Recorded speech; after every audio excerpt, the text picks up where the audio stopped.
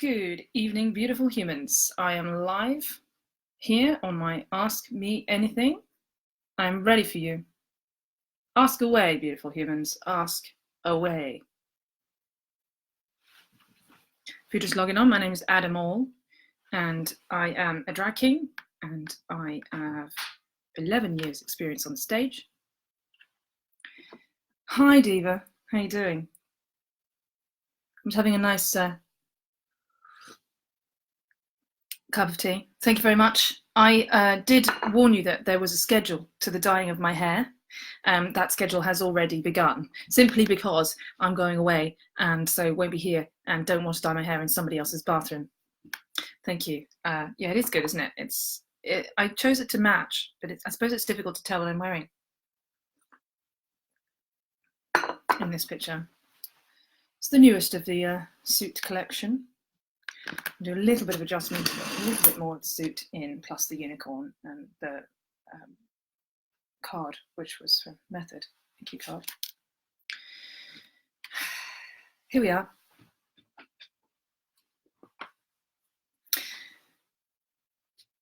So I have lots of great questions already. I don't want to launch into them too early on. Please add to the questions as we go. Anyone joining us? I'm absolutely delighted to be here. I'm going to be answering as much as I humanly can. We have roughly an hour, and I'll overrun if that's needed. That's cool. And I've got my tea, a whole pot of it, with my perfect teapot of joy.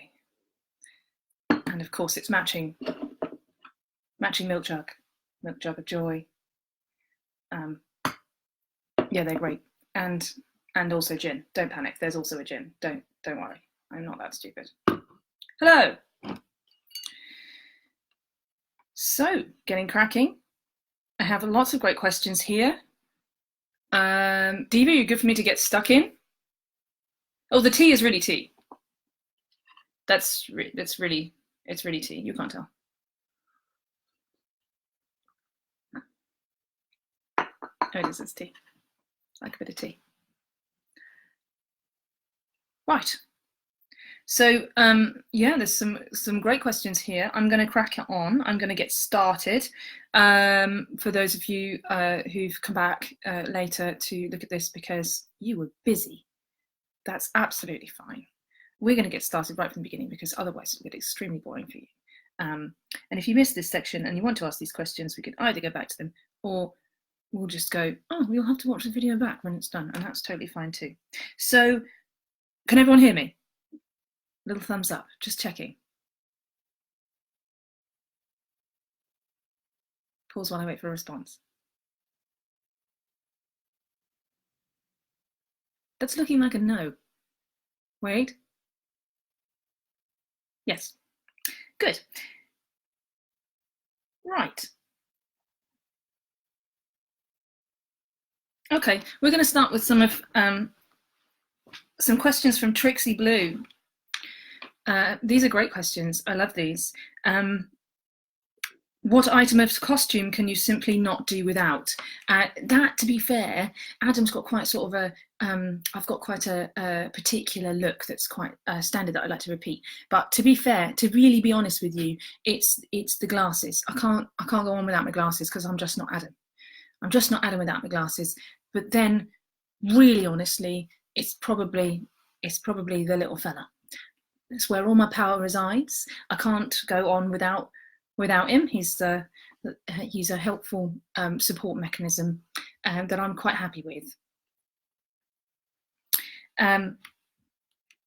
But honestly, I really just like dressing up and having a laugh with it. No, really, it is glasses, isn't it? Yeah. Honestly, can't do that with glasses. Branding is really important. It helps people relax because they recognise you, so that's nice. Unless they don't because they've never seen you before, but then that's fine because we get there. First time's a charm. And do I have any pre-show rituals, which I think is a really great question as well? Actually, yes, I do. I'm a real stickler for warming up, physically and vocally warming up. I like to spend some time doing a teensy bit of yoga just before I go on. I tend to run trills, and I tend to make funny noises like to open the lower part of my voice. And there's a lot of yawning and definitely loads of stretching. I'll probably jump up and down and run on the spot, and definitely, yeah, a few sun salutes, and maybe just a little bit of chest beating here and there to check my bindings nice and safe. I get quite nervous. I'm quite a nervous performer. I find nerves are really useful because it heightens the adrenaline, and that really helps me to bring energy to the stage, which I need to project and fill particularly larger venues, because when you're out there you really need to send your energy right to the back of the room, and if your energy is low it's not going to reach. So it's quite good to like get myself all hyped, and then I can take that energy out on the stage and go have some of that.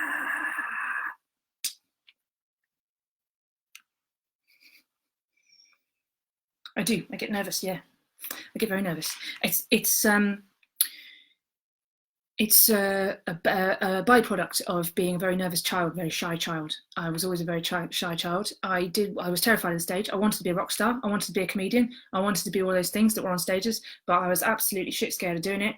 And so it took me until I was 24 to find the backbone to really get up on stage. I tried with lots of things. But I never found the backbone until much later on. Yeah, do you know what? If you don't get nervous, it's not the same. I often find if I'm not nervous before a show, that's the show that's not very good. Like when I'm not really feeling it, if I'm not like, oh God, I'm gonna cack myself, and like if I'm not like at least a little bit on edge, then yeah, don't bother watching. Probably just go home. It's not going to be a good one. Any advice you give to your younger self? To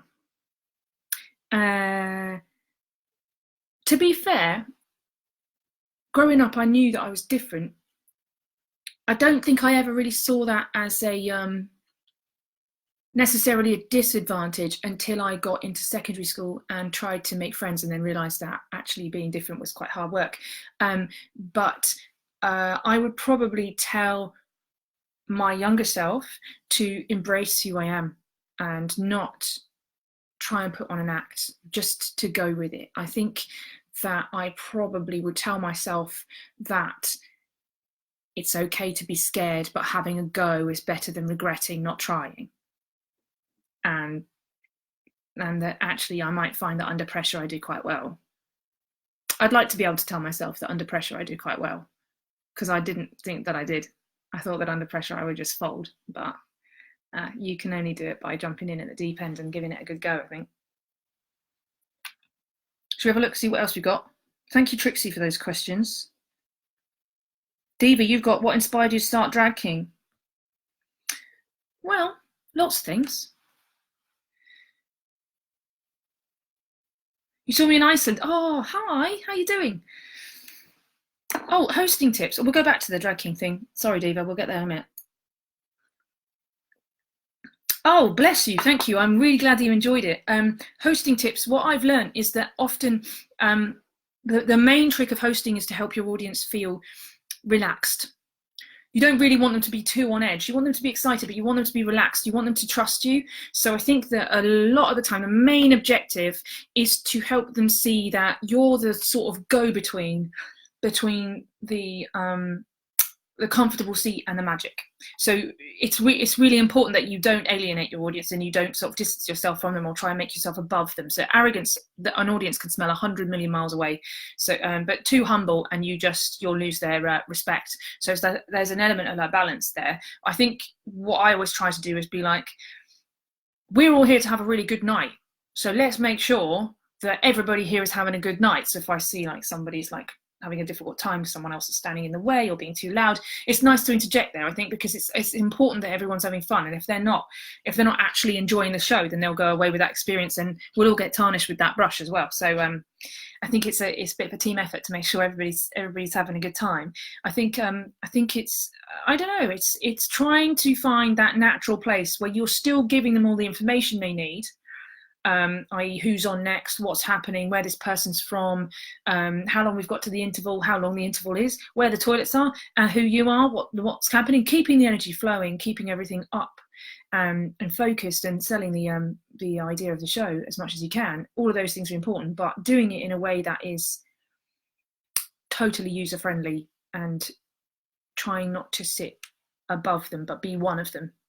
I'm one of you, and we can do this together. We're going to explore these awesome people, and you're going to have an amazing time. Trust me, because I've met them, and they're epic. You know, that's my technique for.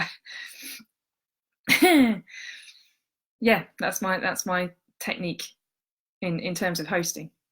Yeah, it's actually, to be fair, as something you can only really learn on the job. It's not something anyone can really tell you. You've got to get up there and find a way you work with it, what works for you, how you cope with hecklers or noise or problems, and how you cope under pressure when someone chucks you under the bus, and also what you do with a spare gap. It's nice to have a few extra little tricks up your sleeve, or little party tricks that you can do. I do a beatbox routine that's really useful in a tight spot because it doesn't need a backing track. So if we're having tech issues, if the mic's working, then I can just carry on and do something like that. So having something like that's always a really good plan. No worries, love. It's good to hear from you. Right then, Diva, we were talking about what inspired me to start as a drag king. Really, honestly, this is the honest truth. I didn't see any other drag kings, so I decided that someone should.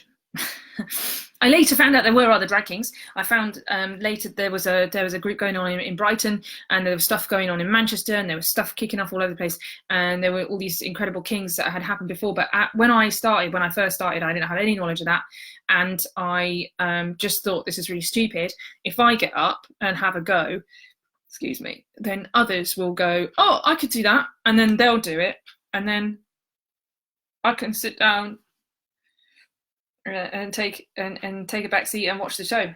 Yay! And then I'll get to go to a show that I actually want to see. That'd be cool.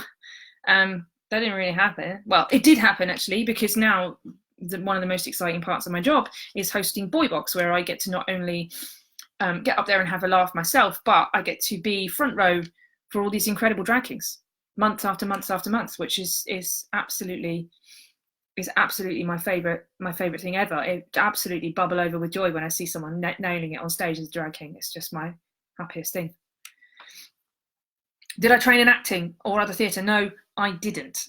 I did a contemporary arts degree, which involved a small amount of stage work, but very little. And I trained in music. I trained as a jazz saxophonist. I trained to write music and read music and perform music, and that was my background. I played instruments from the age of 4. I was offered the opportunity to learn a little bit of stagecraft through Amdram projects for kids and stuff when I was small, but that's as really as far as it went in terms of training, until I got with my current fiance 8 years ago, and she's an actor, and she's been helping me a great deal to polish my stagecraft and keep my eyes on the light, and hone my skills, which is really helpful, because it's a lot of inside tricks that you just wouldn't get otherwise, I don't think. And it's someone close to me who knows how hard to push me and can honestly tell me with an outside pair of eyes. It's kind of it's practice. It's not a natural thing. It's been years of hard graft of learning how to do that. In terms of stage presence, there's 2 major inspirations I have, because I always thought as a drag king, being much shorter than a drag queen, it's very, very difficult to fill the space and have enough presence to be big enough, to be large enough. And then I went, shut up, look at Prince. He's bloody tiny. Look at Kylie. Minuscule, huge stage presence. One of my favourite acts, Fancy Chance, absolutely mini, absolutely massive, massive stage presence, massive stage energy, and I think that it's really got nothing to do with size or indeed, to be fair, sometimes even reputation or anything like that. I actually think it's an energy that's inside you that you that you can push out. I think personally, it's like stage presence is like having an inner energy that you share. When I come off stage, I want to be exhausted. I want to have given everything I can give to my audience right to the back of the room. Yeah, I love Fancy. Because I want to project what I'm doing to everyone who's got a seat, who's prepared, who's enjoying watching it. I want everyone in the room to feel the passion that I'm giving out for the stage. So it's kind of like, it's big. You extend yourself to fill the space. So the bigger the venue, the more exhausting it can be. Obviously, you get something back from the audience if you're doing it right. You get something back from the audience, and that's good. But that's not. Yeah, if you flop, that hurts like hell. That's the standard thing. That's my theory, anyway. I don't know what the technical way of describing that is. That's just the way I think of it, and that helps for me. What other questions have we got here?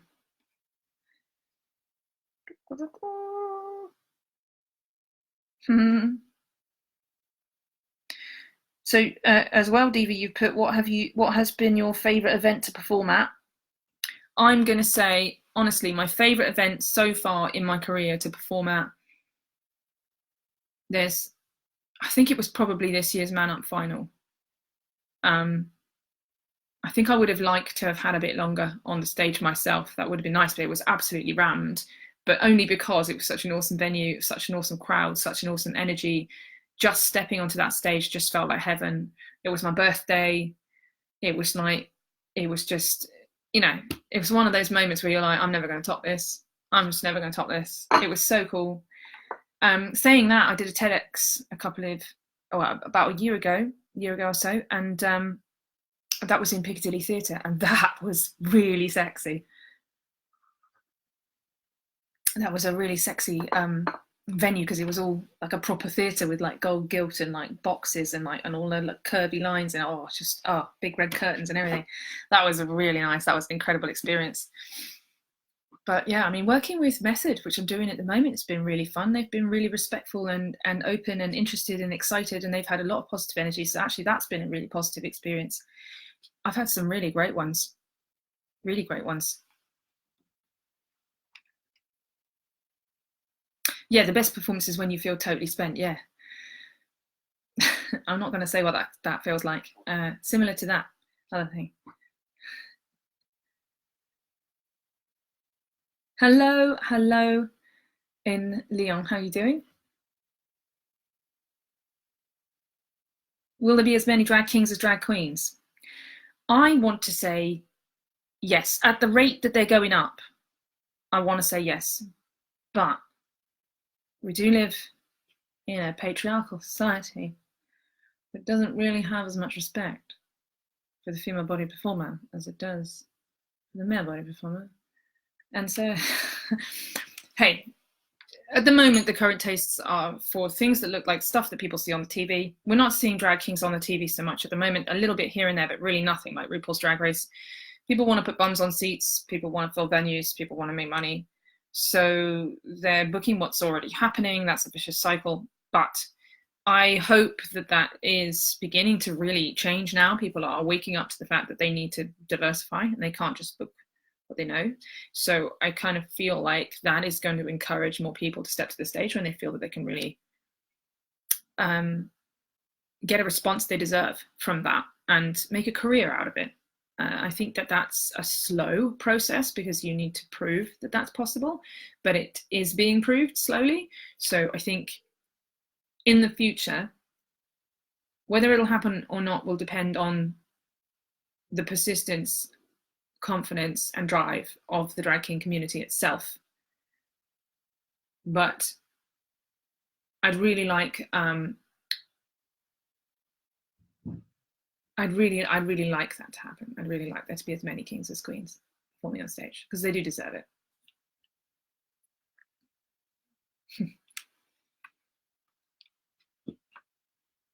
So what other questions have we got down here?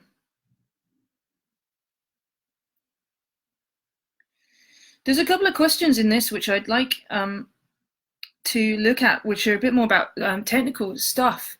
So we're talking a little bit about costume here. So I've got one question talking about putting masculine clothes on a female body and how to like make that sort of like a passing thing. And somebody else has asked about my suits and whether or not I get them tailored or tailor-made. So we'll just do that as a quick section, just quickly. So I don't have them completely tailor-made. That's very expensive, and often that's not really something I can do. I'd like to do that. I've had one or two things made with me in mind, or some things that are in that pipeline. But for the most part, I'll find what I want somewhere, and I'll have the trousers tailored. I'll have them let out. And do you know what? It's actually not that expensive to do. It's quite cheap to do. And if you find a good tailor, a tailor who's going to be nice to you and listen to why you want to do it, and you're going to go back there all the time and buy loads and loads of suits, often they will sort of swap out the trousers for a slightly larger size than the jacket, because what you'll find is that for my frame, a small jacket fits, but the small trousers that go with it, not a chance. Whereas a medium jacket is huge and swamps me, but the medium trousers will fit. But sometimes they'll swap them out, but other times that's not doable, because then they end up with a medium jacket and a small pair of trousers, and that's not going to fit anyone. But very, very frequently, more times than not, your trousers will have an inch or so of spare material in them, and they can let the waistband out, they can let the hip area out by an inch or so to give you a bit more room for your bum, which I find is often the thing that's the problem. Bum and hips. That's certainly the problem for me, particularly when I'm then hiding things in my pockets or packing. So yeah, it is something to consider, because actually I've learned the hard way. Don't order stuff online thinking that it's going to be the right size, even if you think the inches are the right inches for you. Don't bother. It will just arrive and it will not fit. It is a much better idea to go to the shop, try it on, and speak to someone and have it checked. Yeah, there should be in the seam enough material to let it out by at least an inch. And that should give you enough if the trousers are just squeezing you a bit. But in the end, you'll just have to go for the trousers that are close enough so the jacket isn't too big, because that'll be the tie-up problem. That'll be the problem between the two. Oh, just checking for more questions.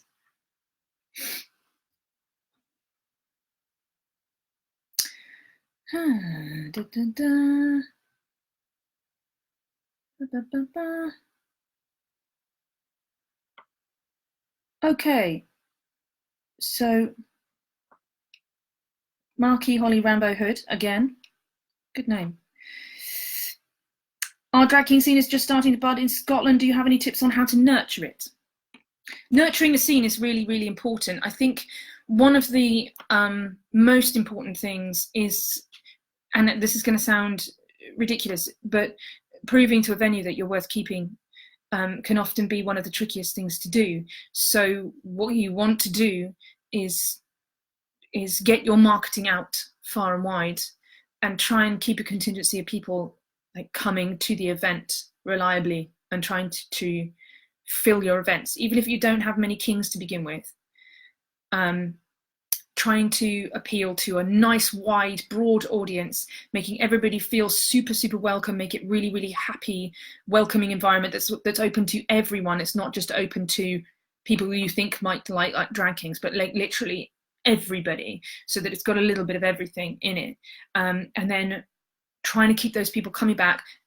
Tell them that this is starting out, tell them that you need their support, tell them that you would like them to keep coming back, make it as affordable as possible to begin with, and just like really make it accessible and reach as many people as possible. I think it's like that's probably the most vital thing, is to get bums on seats and get a real good following, and that'll really help keep the event running, really, to be fair, I think. And then you want to encourage people to have a go. So I would say include workshops. Try and think about getting some workshops running, even if that means bringing somebody in. Get people trying, provide an open mic, get people excited about it, keep it funny, keep it lighthearted, just always keep it really welcome. Don't try and go for cool. I find sometimes if you go for like street cred, or you go for cool, you go for fashion, it'll run out or it'll miss the mark, and then you've lost everyone. So just like go for something that's like super broadly accepted and welcoming and inviting, and it's not going to be too controversial or too divisive to begin with. You can go into those aspects later on, and you can push your agenda later on, but like when you're starting out, when you're trying to get people just to put bums on seats, then yeah, just focus on that. I think it's oddly really, really important, or you'll just lose your venue and then you're stuffed anyway.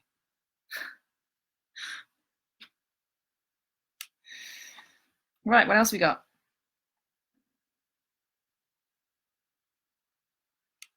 Do I think a bind would survive spray tan, Vanessa? I think it needs a tan. You need a tan for it. Okay. I don't know. I've never tried it. I find that binding tape, if you're going to use kinesiology tape, which I don't recommend you do for any longer than 4 hours at a time, and not too regularly, so every day it can get really painful. If you're going to use kinesiology tape, and be careful with that, I would say that it would be a bad idea to go for a spray tan, because any oily residue on the skin is going to make it peel off. So like moisturizing before you put the tape on, for example, if in that area, it's going to make it immediately peel off, which is obviously problematic, but it's just the tape doesn't stick through that kind of oily residue. So I would suggest, I don't know, what can you do? What can you do? I mean, try it. Just make sure that you're clean. But then if what can you do once you're spray tanned? I don't know, really. I've never had a spray tan. I don't really know what the process is. How long do you have to wait before you can have a shower? How dry can you make your skin? I don't know. I don't do things like that. It's like having your nails done, I guess. Not really my world. Sorry, I can't be of any more help. Try it. Tell everyone. I don't know. Okay, what else have we got here? So we're talking about challenges working as a drag king in an industry which is dominated by queens. People often expect me to say that I come up against a lot of adversity, that it's really, really tricky, that it's constantly really hard to be considered for things. And yes, it will be. Not to my face. Not to my face. I've never had anybody turn around and say, drag kings aren't relevant and you're not welcome here. No one's ever said that to my face. I've had people say stuff like that online. I've had plenty of people try and hint at that kind of thing in the context of an event that I'm running or an event that I'm involved with. But nobody has ever turned around to my face and tried to say that, which is good, because I'm not quite sure how I'd react.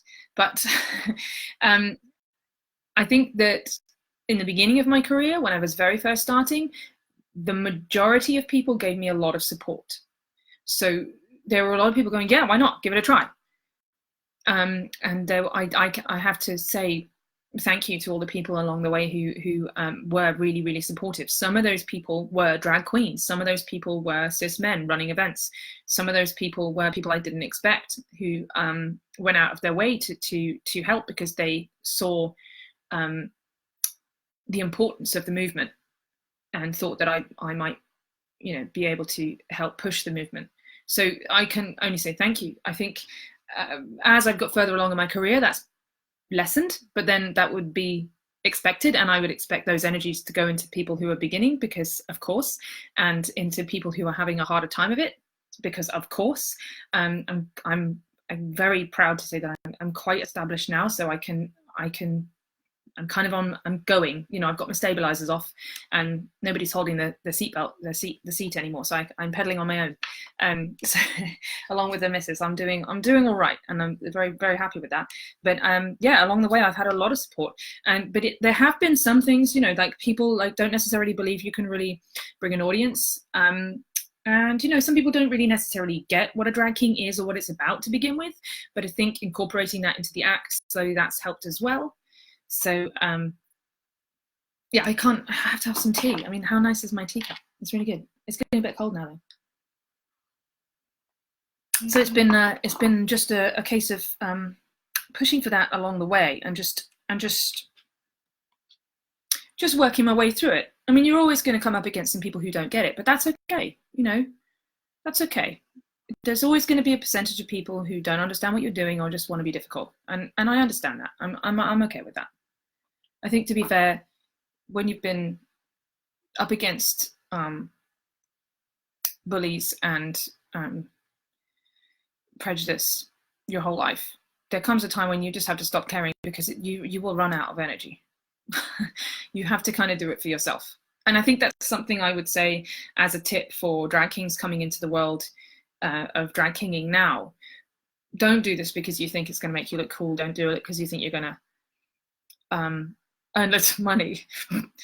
Don't do it because you've seen RuPaul's Drag Race and you want to do that. Do it because you believe you have something to say, because you have a drive and an energy for it. Do it because it's for you. And don't ever forget why you've gone into it. Make sure that you remember what your reason for doing it is, and keep it as a solid central part of your drive. Because I think people always say, be you, do you. And it just sounds so vague and it doesn't really make any sense. But genuinely, when you start doing stuff for other people, it just looks and feels slightly unreal. And any audience can smell that 100 paces. So focus on yourself, focus on what you want to say, and unselfishly gift it. That would be my 100% advice as a thing. What else have we got here?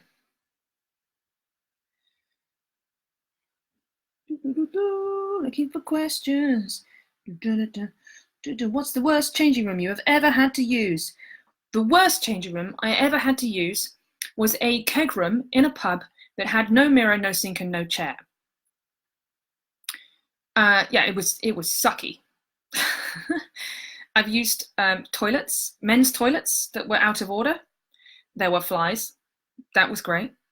I've used the corner of a cordoned off area that didn't even have really a privacy screen. A tent. I've used a tent. That was really, really complicated. Getting into drag on your knees is really hard work. So yeah, it's just to be fair, you've got to roll with the punches. You listen to anyone on the comedy circuit, they'll say the same. They have situations which are rough, which are difficult, which are hard work. This is just how it is. This is the performance industry. It's not all going to be beautiful dressing rooms with lovely light bulbs all around the outside. Sometimes you're going to have to take the rough with the smooth and just get up there and give a good show. And that's the most important thing when you step out onto the stage, that you're polished and you're shiny and you're ready to go, and giving 100% of yourself and not making excuses because the room wasn't comfy, because that's just, suck it up. To be fair, it's kind of part of the game. I mean, a lot of the venues that you perform in, they're not going to have necessarily the facilities to support like a proper decked out dressing room for you, and it's unfair to like penalize a venue because of that, because often it's just about what they can do, and they'll do the best they can. So I think, as I said, rough with the smooth. That's the way it goes. So in Leon, you're saying first dragging show only 2 weeks. First, okay. of our first Drag King only show in 2 weeks. Once again, I agree so much. We do things because we need to do them, even if sometimes we don't know why. Yes,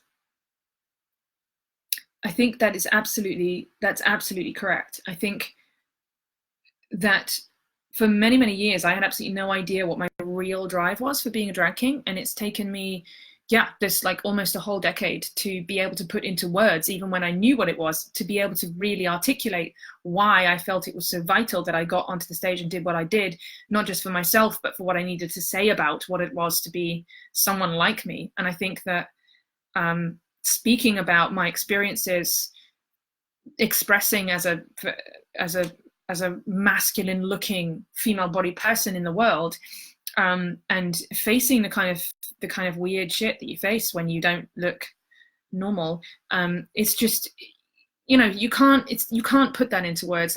And so trying to like explain that this is about me taking my things about myself that people have constantly criticized and turning it into an entertaining performance that is enjoyable, like flipping it all and saying, okay, you think this is the negative part of me? Well, I think it's the most positive part of me. I think it's the most enjoyable part of me. I think it's the sexiest part of me. I think it's the most entertaining part of me, and I'm going to absolutely sell it to the hilt.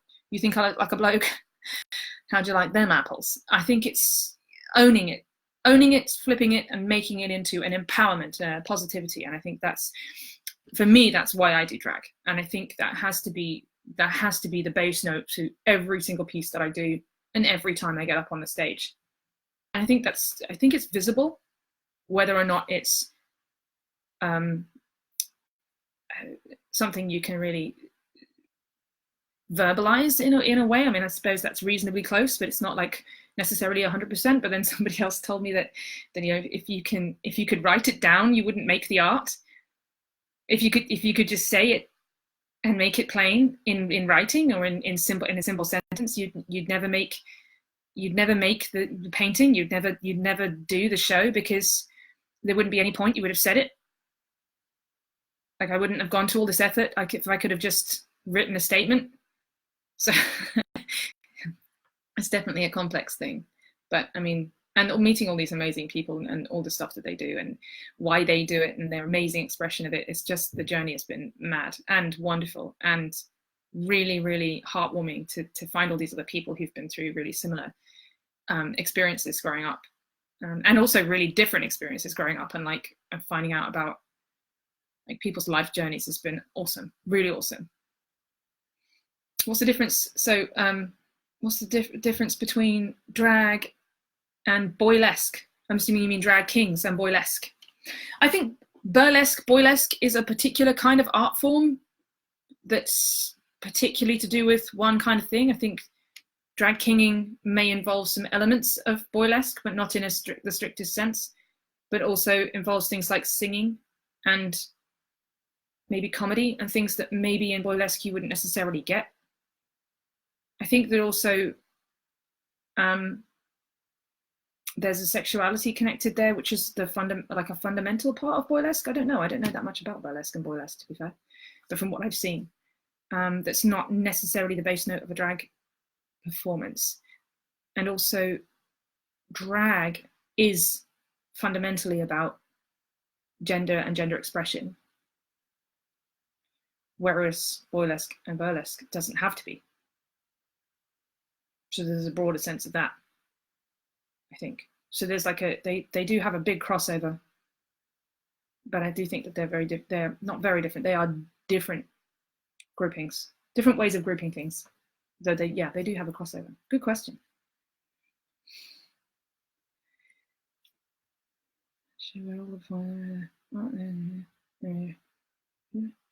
Thank you very much. I do try and be a voice of encouragement wherever I can.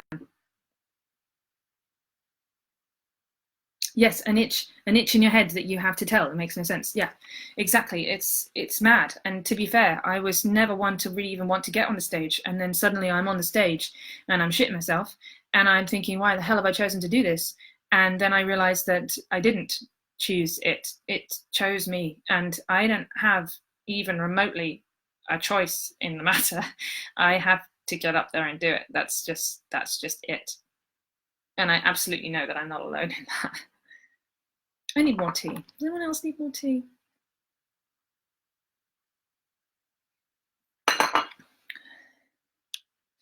Alrighty. Dave, you're asking if I was a cocktail, what cocktail would I be? What cocktail would I be? All right, I think we need a poll. I think we need a poll of like what cocktail Adam would be. We played this game actually. This is a really great game to play, which is if you were a chair, what chair would you be? And then you have to try and guess which drag king the person is talking about by them giving answers to various objects and things that person would be, which is good. I don't know. Let's have a poll. I think what cocktail would I be?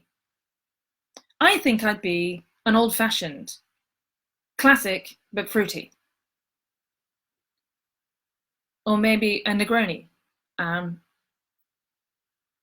Small but packs a punch. I don't know.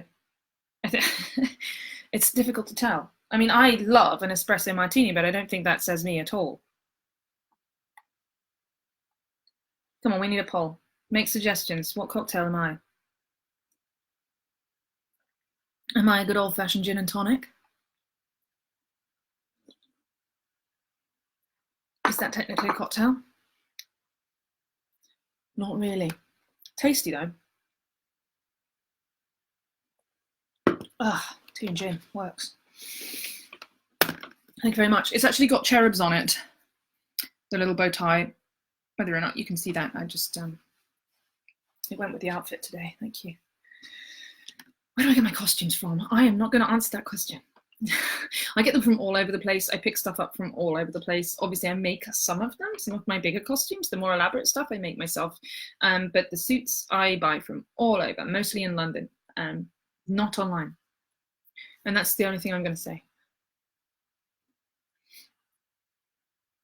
Oh, that's a great question, Amelia. Thank you. What are the fundamental things people need when thinking about creating a drag character? That is a great question.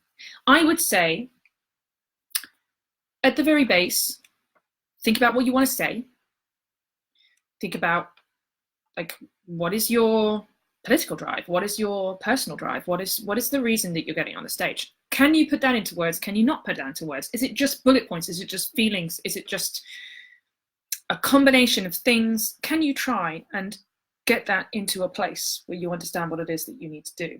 Is it fighting simply against all of the bullying or all of the aggression you faced in your life, all the negative things you faced in your life? Is it a fight? Is that what your character is about? Or is it more about empowering an essence of yourself? Or is it more about exploring a gender in a completely different way, or pulling apart a gender stereotype? What is your base? What is your base route for getting on the stage? That's probably the first and fundamental thing. But it's sort of an underlying thing. So I say, like, the pieces to piece together a character, you're going to start with some sort of character anchor. So for Adam, he's quite geeky. I'm quite geeky. He's quite fun and jovial. He's super non-toxic. And I try and push that point at all times, that he's a super non-toxic male. He still passes as a bloke, but he's super non-toxic. And I think that demonstration that it's perfectly possible helps people to understand that they're out there and they do exist. And we can't just constantly keep banging on about how angry are about toxic masculinity, but instead also celebrate the positive things about maleness.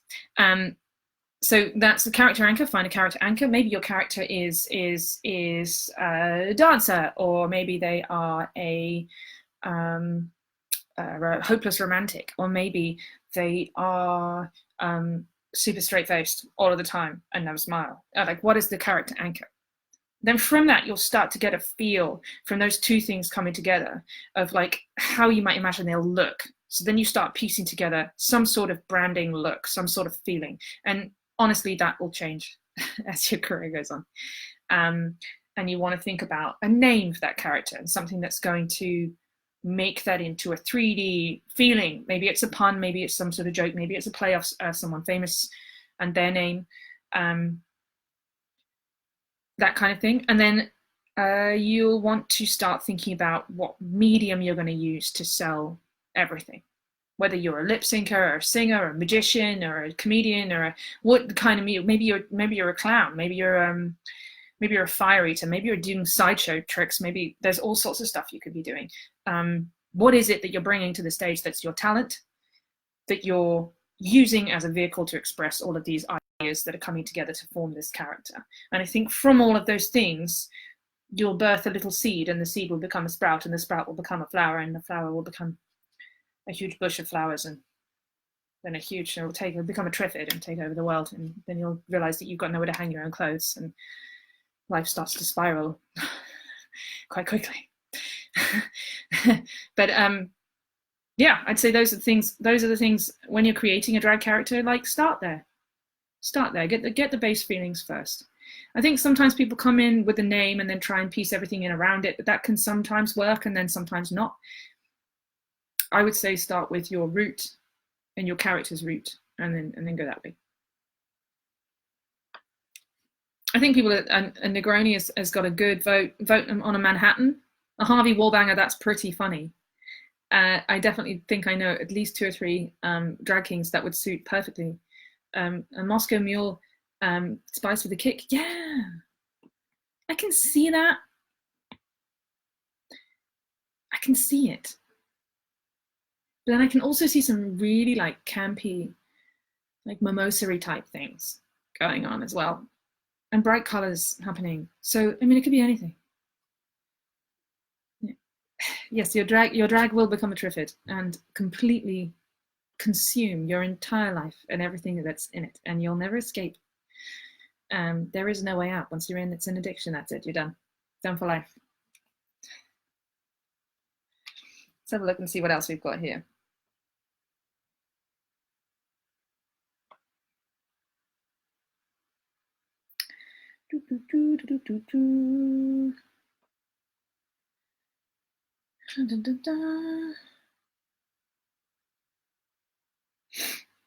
Okay, we've got top drag king makeup tips here, and binding tips for those coming in for the first time. So with makeup, like it's entirely your choice what you want to do with your drag makeup. I've seen drag kings who do absolutely nothing at all, and I've seen drag kings that just do a small piece of facial hair somewhere on their face and don't change anything else. And I've seen drag kings who, like me, do some contouring but not masses, and then drag kings like, you know, the famous ones like Damon Deluxe and Landon Cider and in the States who are doing this thick, heavy, complete character makeup where they're totally transforming the entire figure of their face. And you can do anywhere on that scale, and that's totally cool. Play with it. Learn, practice, get yourself sat in front of a mirror and keep trying stuff. Everybody's face is different. Copying someone else's way of doing it, it probably isn't going to work for you unless you have a really similar face to them. Because, for example, here I'm doing shadow to make my forehead more square. The way that I angle that shadow and the way exactly where I place it is to do with my natural shape of my forehead. So that's not necessarily going to suit everybody else. Like this line in the middle of my head here is an exaggeration of one that already exists. However, this line here and this line here do not exist on me, but creating them brings my chin forward in a way that makes it more prominent and therefore my face more square. So like top tip, go for making your face more angular and more square. Don't be frightened of exaggerating your features, like make your nose bigger and make your eyebrows bigger. Often that can be the trick that really sends like a look right over the edge. Don't be frightened of having great big massive bushy eyebrows. Go for it. The bigger the better. Go for it. In terms of binding, it is always the safest things to use a real binder. To get a proper binder that is safe to use and to use it in limited time spaces, and just to look after your body. That's the first thing. Make sure that your body is comfortable. Make sure that you're not doing anything to your body that's going to cause it permanent damage. Always look after yourself. Binding is not as straightforward as it might look. I tend to use some form of binding bandage or binder when I'm not doing open shirt work. Like, for example, today, I'm obviously not going to be taking my clothes off, so there's no reason for me to be using tape. When I use tape, I put it on really last minute, and I take it off as soon as I can. With tape removal, I will always use almost half a bottle of baby oil, and I will pour it all over and let it soak for at least half an hour, 45 minutes. It is a long process getting off. When it's off, I will completely clean my skin carefully and then coat it in something like Sudocrem or some sort of skin healing cream, and then let it sink in completely overnight. Like, that can be a really sticky, messy process that takes absolutely ages, but I've found that it really reduces scarring, it really reduces blistering, and it really helps to protect and look after your skin in the long term, which I think is really important. I have actually made a video about this. I haven't released it yet because I haven't finished the editing, and I haven't managed to put all of the links and references on the video yet because I've been a little bit busy. Soz. So yeah, that's in the pipeline, so look out on my YouTube channel for that video coming really soon, which should give you as much information as I know about using kinesiology or binding tape.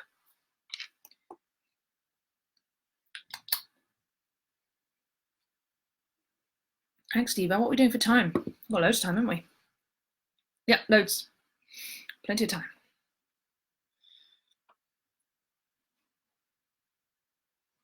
Yes, I am getting married. Yeah, I'm getting married a week tomorrow, and I'm really, really, really excited.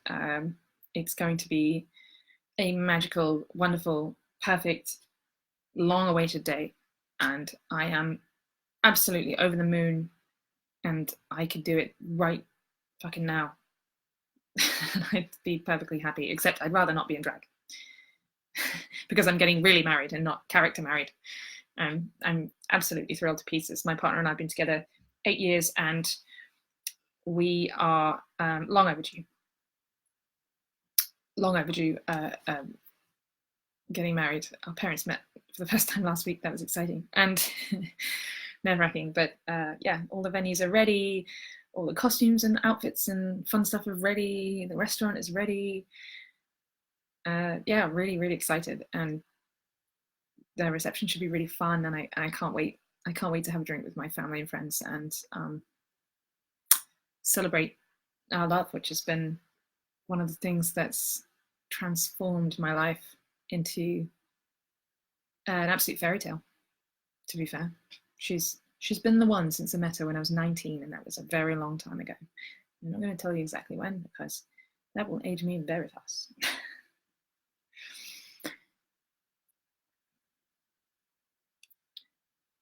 Let's just have a read of this.